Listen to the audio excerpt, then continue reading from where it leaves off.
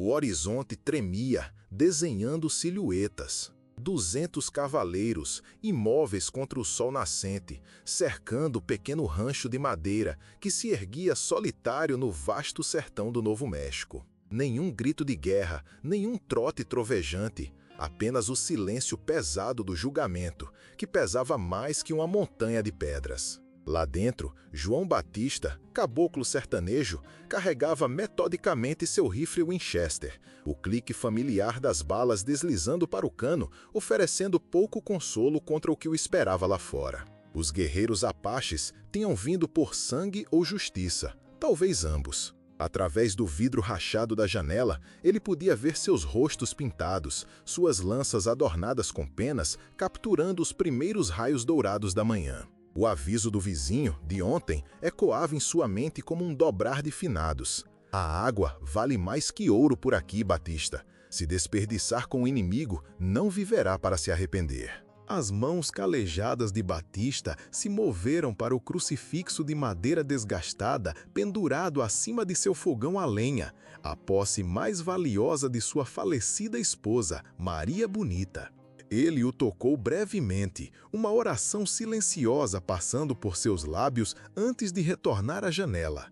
Através do vidro empoeirado, ele observou o imponente chefe de guerra no centro da formação levantar a mão em um sinal. O círculo de guerreiros montados começou a se fechar, sua aproximação deliberada, como o lento aperto de um laço. Então é assim que termina, Batista murmurou para si mesmo, o gosto da ironia amargo em sua língua. 30 anos sobrevivendo ao território mais hostil do Oeste apenas para morrer porque não conseguiu virar as costas para um homem moribundo. De alguma forma, o pensamento lhe trouxe uma estranha paz. Os guerreiros estavam a 50 jardas agora, 40, 30. Mas como um simples ato de misericórdia trouxe um exército à sua porta? A história começou, como a maioria dos contos fatais, com uma escolha que pareceu insignificante na época. Apenas 24 horas antes, Batista estava voltando de uma expedição de caça fracassada. Seu humor tão sombrio quanto as nuvens de tempestade se acumulando nas montanhas distantes. 3 dias sem uma matança decente, seu cantil quase vazio. O sol implacável de julho batendo em seu rosto curtido como o próprio julgamento de Deus. A seca já durava 5 meses, transformando riachos em poeira e gado em osso. Fontes que fluíam por gerações haviam secado, não deixando nada além de terra rachada e memórias desesperadas. Cada gota d'água havia se tornado moeda preciosa no território do Novo México de 1878, mais valiosa que o ouro que atraiu tantos tolos para suas mortes nessas terras implacáveis. Seu cavalo, um fiel alazão chamado Sansão, caminhava exausto ao longo da trilha da crista. Sua cabeça, outrora orgulhosa, pendurada baixa de sede e exaustão. Batista acariciou o pescoço do animal, sentindo a culpa de forçar demais a leal besta. Só mais alguns quilômetros, velho amigo, ele murmurou, embora as palavras oferecessem pouco alívio para ambos. Foi então, contornando a curva da segunda crista, que ele avistou o corpo, uma forma amassada, meio escondida entre as rochas cor de ferrugem. A princípio, Batista confundiu com outro animal desafortunado vítima da seca. Mas quando Sansão relinchou nervosamente, Batista reconheceu o padrão distinto das roupas de um guerreiro apache. O corpo do homem a não mais que 25 jardas de distância, estranhamente imóvel contra a terra escaldada. A cautela aprimorada por anos em território contestado fez Batista sacar seu colt, examinando as encostas circundantes em busca de sinais de uma emboscada. As guerras apaches ceifaram centenas de vidas em ambos os lados, transformando vizinhos em inimigos e vales pacíficos em cemitérios. Mas as colinas permaneceram silenciosas, exceto pelo grito ocasional de um gavião circulando, esperando pacientemente que o homem ferido se tornasse uma refeição. Batista se aproximou lentamente, mantendo sua arma apontada para a figura imóvel. O apache era jovem, não tinha mais que 25 anos, com a estrutura magra e poderosa de um caçador. Um ferimento de bala infeccionado em sua coxa, o curativo grosseiro encharcado de sangue seco e secreção amarela. Mas foi o rosto do homem que chamou a atenção de Batista. Lábios rachados além do sangramento, olhos afundados em órbitas vazias, pele esticada sobre as maçãs do rosto altas. Sem água, ele não duraria mais 1 hora sob o sol castigante. Os olhos escuros do Apache se abriram ao perceber a aproximação de Batista. Orgulhosos, desafiadores, não esperando misericórdia de um colono branco. Seus povos estavam se matando há gerações, presos em uma rixa de sangue que nenhum dos lados se lembrava de ter começado, mas ambos estavam determinados a terminar. A escolha racional era clara: seguir em frente, economizar a água, deixar a natureza seguir seu curso.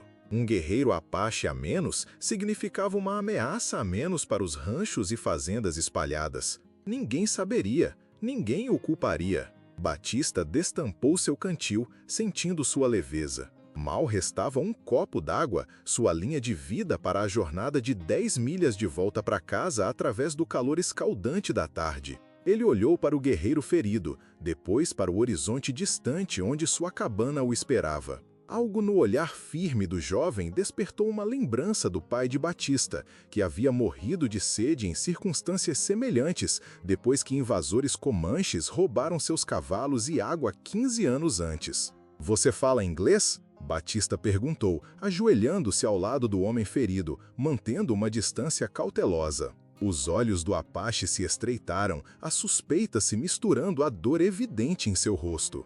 "O suficiente para amaldiçoá-lo, cowboy", ele respondeu. Sua voz um raspar seco que mal se ouvia sobre o sussurro do vento quente. Apesar de si mesmo, Batista sentiu um sorriso puxar seus lábios. "Imagino que seja justo o suficiente." Ele estendeu o cantil, seu conteúdo precioso tilintando audivelmente no silêncio entre eles. "Este será nosso segredo então", ele disse, apoiando a cabeça do Apache gentilmente. "Beba devagar agora, ou você vai colocar tudo para fora." O guerreiro ferido hesitou, o orgulho guerreando com a sede desesperada. Então, com um leve aceno de reconhecimento, ele aceitou o cantil e bebeu com a disciplina cuidadosa de alguém que entendia o valor da água nesta terra implacável. Quando ele terminou, Batista rasgou uma tira de sua própria camisa relativamente limpa para refazer o curativo, notando com preocupação o calor irradiando da carne infectada.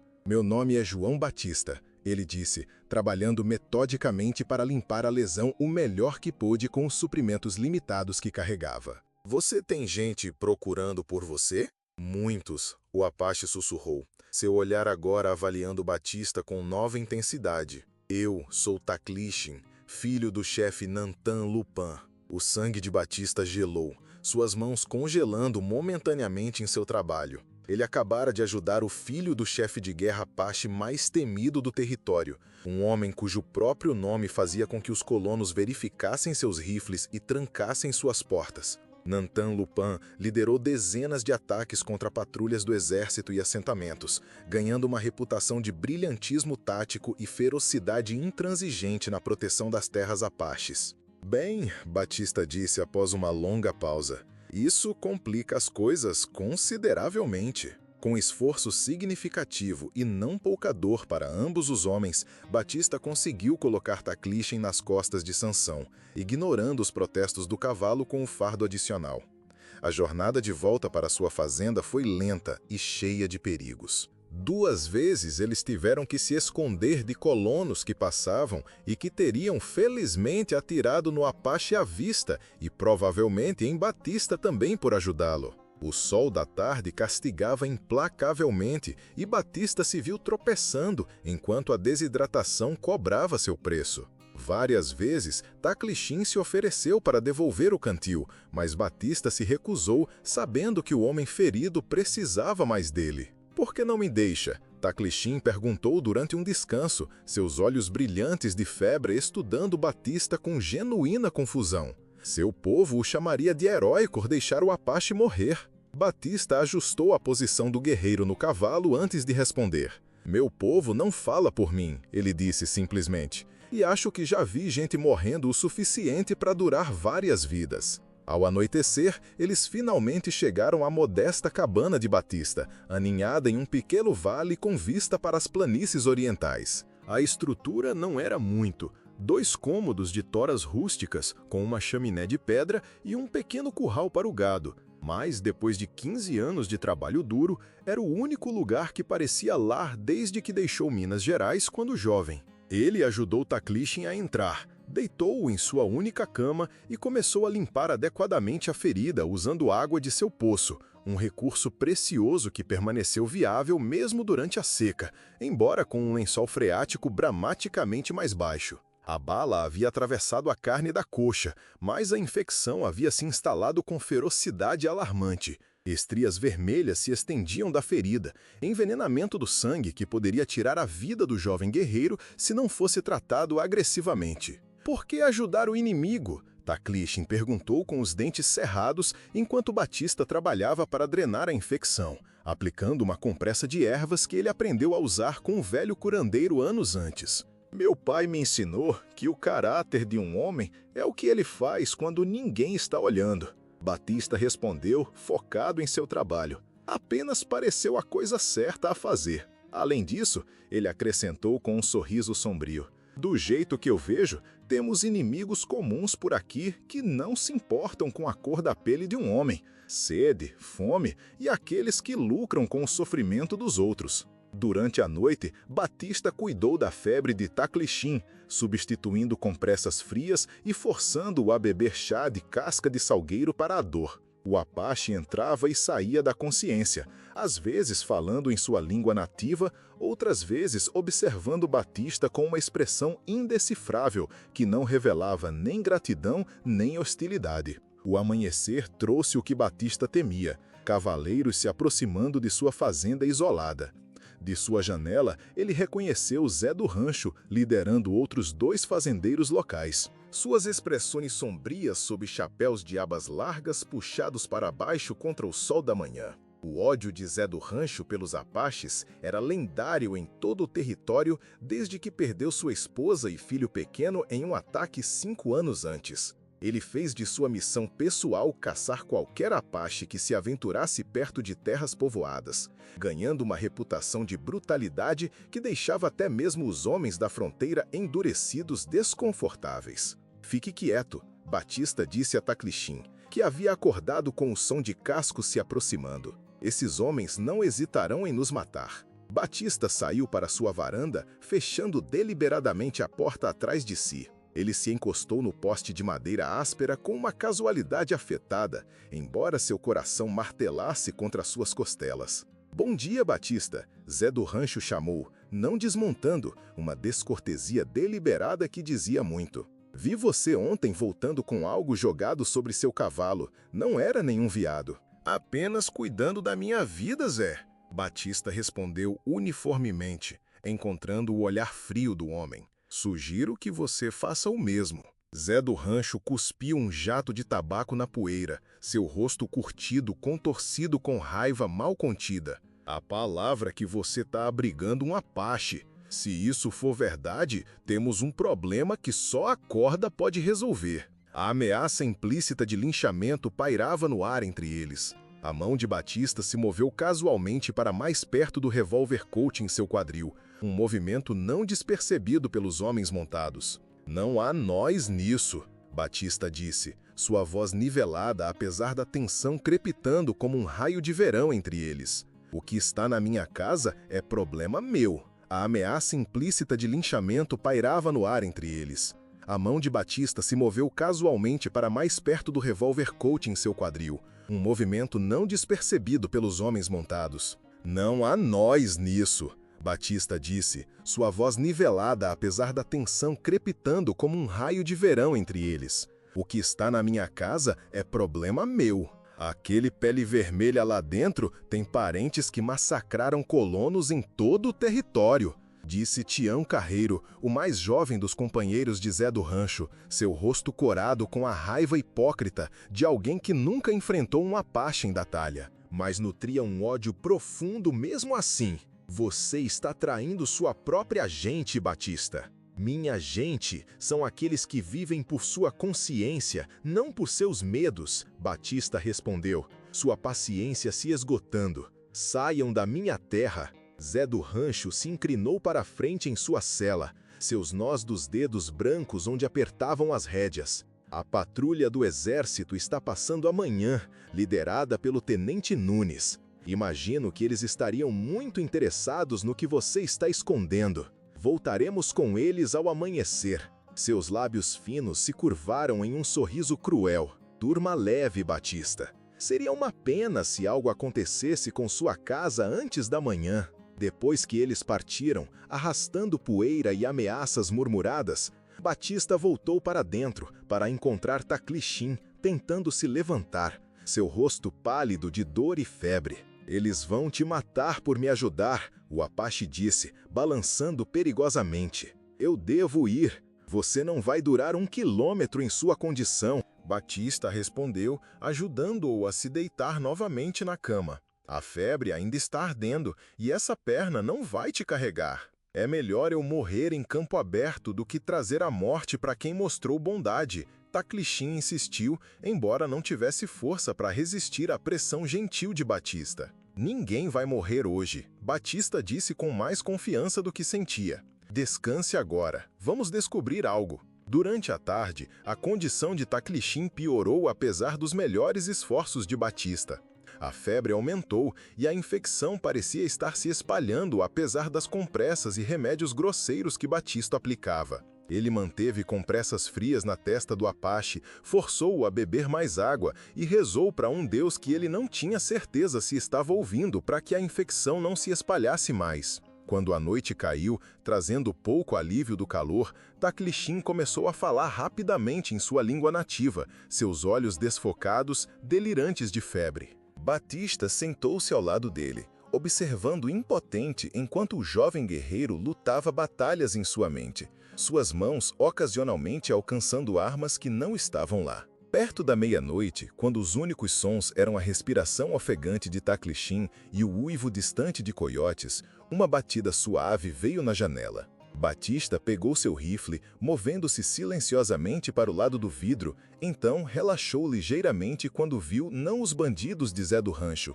mas uma jovem Apache, não mais que 12 anos, espiando com olhos grandes e sérios. Seu pequeno rosto estava pintado com uma única faixa vermelha em cada maçã do rosto, uma marca de sua tribo que Batista não reconheceu. Ele abriu a porta cautelosamente, rifle ainda pronto, e examinou a escuridão em busca de outros. "Quem é você?" ele perguntou, mantendo sua voz baixa. "Eu sou Nalin, irmã de Taclixim." Ela sussurrou em um inglês surpreendentemente bom, sua expressão uma mistura de medo e determinação. "Nossos batedores viram você trazê-lo aqui." Batista hesitou, então se afastou para deixá-la entrar. Ela correu imediatamente para o lado de seu irmão, falando palavras suaves em Apache enquanto examinava sua ferida com as mãos experientes de alguém familiarizado com o tratamento de lesões. "Quão ruim?" ela perguntou a Batista, sem tirar os olhos de seu exame. "Ruim o suficiente", ele admitiu. "A febre tem subido desde o pôr do sol." De uma pequena bolsa de couro em sua cintura, ela produziu várias ervas que Batista não reconheceu e começou a misturá-las com água de seu balde. O cheiro forte e terroso encheu a pequena cabana enquanto ela trabalhava. "Nosso pai me enviou para encontrá-lo", ela explicou, aplicando a mistura na ferida de seu irmão com gentil precisão. "Eu rastreei por 2 dias, seguindo onde nossos batedores o tinham visto pela última vez." "Seu pai é o chefe Nantan Lupin?" Batista perguntou, lutando para recuperar o equilíbrio. Imagine o sertão rachado, a terra sedenta clamando por alívio.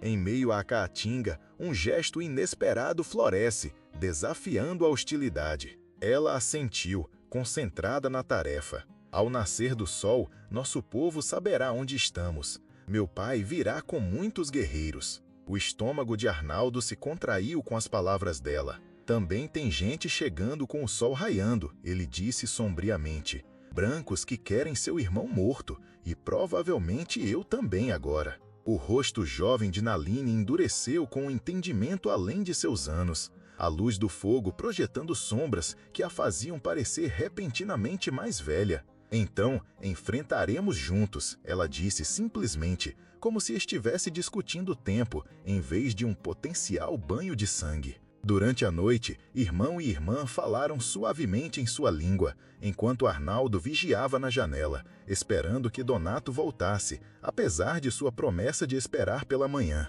Mas as horas se passaram sem incidentes e, eventualmente, a febre de Tarik cessou sob os cuidados de Naline. Ao raiar do dia, ele estava consciente e coerente, embora ainda fraco devido à perda de sangue e à infecção. Arnaldo observava da janela, enquanto os primeiros raios de sol revelavam o que ele esperava e temia. Um círculo completo de guerreiros da tribo Carijó cercando sua morada, seus rostos pintados e lanças de penas claramente visíveis na luz crescente. À distância, ele podia ver poeira subindo na direção da cidade. Donato estava chegando com a patrulha da polícia, pontualmente. Seu povo está aqui, Arnaldo disse a Tarik, ajudando-o a se sentar e beber um pouco de água. E o seu, o Carijó respondeu, acenando para a nuvem de poeira que se aproximava. Seus olhos, agora livres da febre, encontraram os de Arnaldo com inesperado calor. Você poderia ter fugido na noite.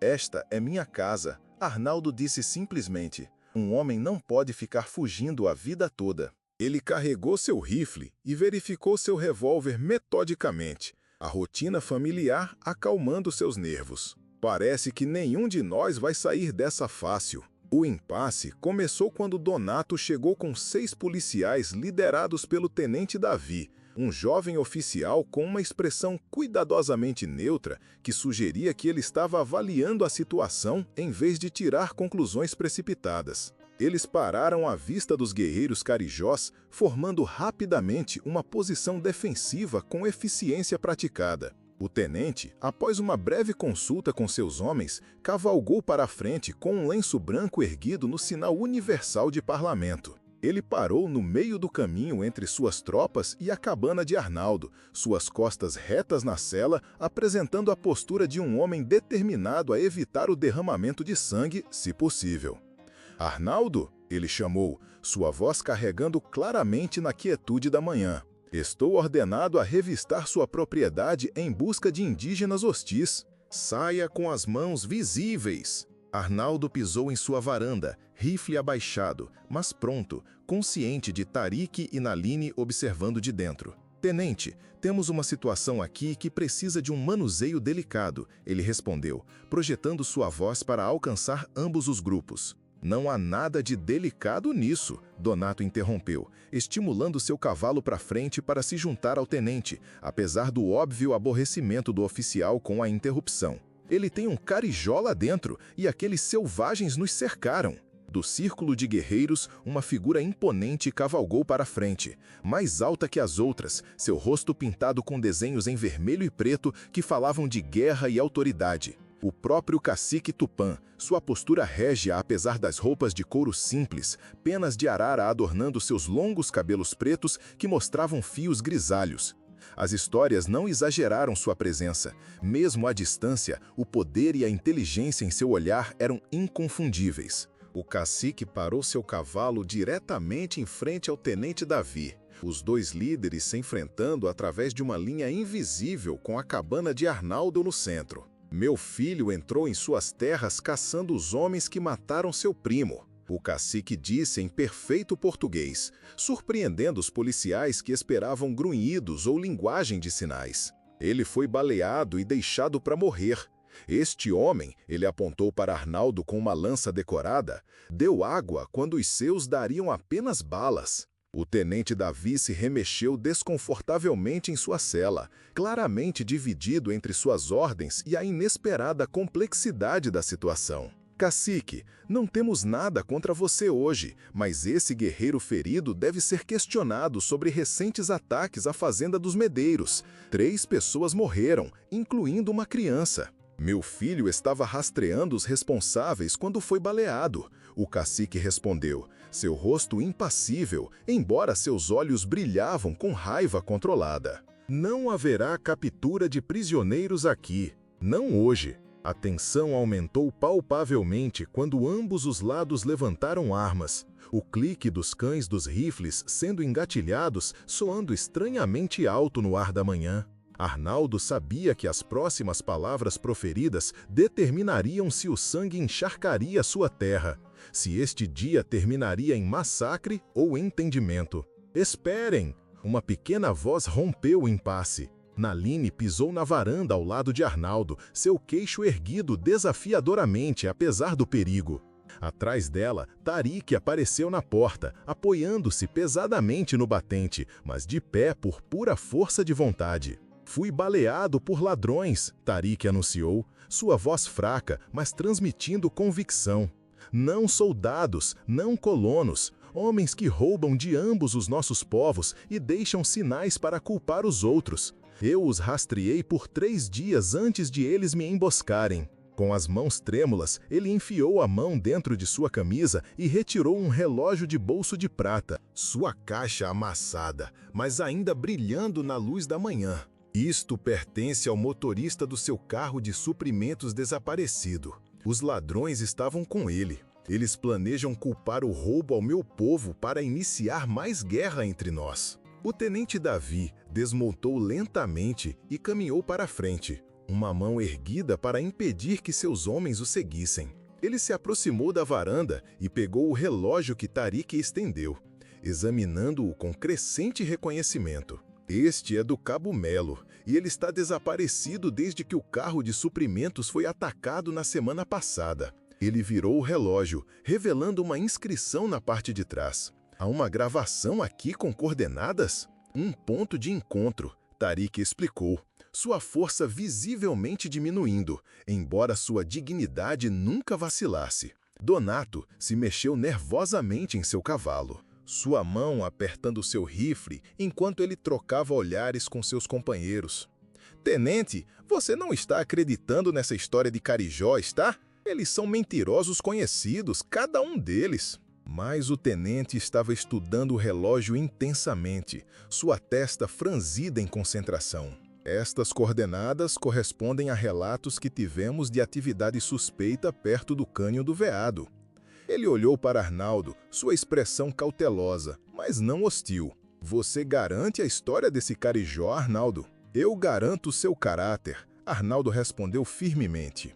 E por seu direito de retornar ao seu povo depois de nos ajudar a identificar os verdadeiros criminosos que lucram com a nossa luta. Um silêncio tenso se seguiu enquanto ambos os lados esperavam a decisão do tenente. O jovem oficial olhou do relógio para o cacique Tupã, depois de volta para Arnaldo, claramente pesando suas opções e responsabilidades. Finalmente, ele assentiu. Muito bem, investigaremos estas coordenadas. Ele se virou para encarar o cacique diretamente. Se isso levar aos ladrões responsáveis por ataques a ambos os nossos povos, talvez possamos discutir um arranjo mais pacífico para estas terras. O cacique Tupã estudou o tenente por um longo momento, sua expressão não revelando nada de seus pensamentos. Então ele falou, sua voz carregando o peso de um homem que viu muitas promessas quebradas, mas ainda nutria esperança por algo melhor. Meu filho diz que este colono deu sua última água sem saber a quem estava ajudando. A palavra de tal homem tem peso para mim. Ele gesticulou e seus guerreiros abaixaram suas armas em uníssono. Esperaremos que a justiça seja feita. Donato cuspiu desgostosamente na poeira. Você está cometendo um erro, tenente. O único Carijó bom é um... Já chega, Donato. O tenente Davi o cortou bruscamente. Volte para sua fazenda. Isto é um assunto do exército agora. Não, Donato, Arnaldo acrescentou. Seu olhar fixo no homem que estava pronto para vê-lo morto momentos antes. O erro foi pensar que não poderíamos compartilhar esta terra. Mesmo a água, preciosa como é nestes tempos de seca, não significa nada se não pudermos compartilhá-la quando necessário. 3 dias depois, o tenente Davi retornou com notícias que confirmavam o relato de Tarik. A patrulha da polícia havia capturado uma quadrilha de cangaceiros que estavam atacando comunidades de colonos e carijóis, deliberadamente deixando evidências para implicar um lado ao outro. Seu líder era um ex-vaqueiro que conhecia bem ambas as culturas, o suficiente para manipular suas suspeitas mútuas. O cacique Tupã e seu povo partiram pacificamente depois de ouvir as notícias, levando Tarik e Naline com eles. Mas antes de partir, o cacique presenteou Arnaldo com um presente, um mapa de pele de veado mostrando fontes de água escondidas nas colinas circundantes que sustentariam sua terra durante a seca. Conhecimento que era sagrado para os carijós por gerações. Água compartilhada traz vida tanto para quem dá quanto para quem recebe, o cacique disse ao se despedirem. Talvez a paz possa crescer a partir de tais sementes. Enquanto os 200 cavaleiros carijós desapareciam à distância, suas silhuetas se fundindo nas ondas de calor cintilantes do horizonte, o tenente Davi se aproximou de Arnaldo. Sabe, a maioria dos homens teria continuado cavalgando naquele dia, ele observou, observando os guerreiros que partiam com renovado respeito. Deixar aquele carijó morrer teria sido a escolha fácil. Arnaldo estava em sua varanda, sentindo o peso do mapa de pele de veado em suas mãos.